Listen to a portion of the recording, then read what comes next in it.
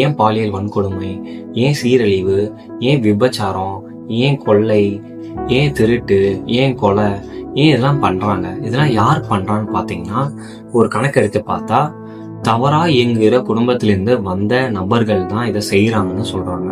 எப்படின்னா, பெற்றோர்கள் வந்து அவனை சிறு வயதிலே ஒரு நல்ல என்விரான்மெண்ட்ல வளர்க்காம போயிருந்திருக்கலாம், ஒரு நல்ல சூழல்ல வளர்க்காம போயிருந்திருக்கலாம்.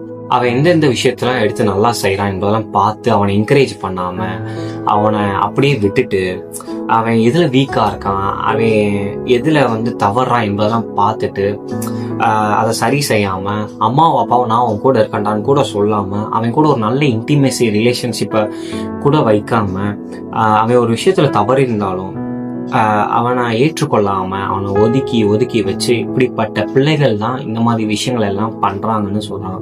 ஸோ இப்படி தவறா இயங்குகிற குடும்பத்திலிருந்து வந்த ஆட்கள் தான் இந்த மாதிரி விஷயத்துல வந்து ஈடுபடுறாங்கன்னு சொல்றாங்க. ஸோ இதுல இருந்துலாம் என்ன தெரியுதுன்னா,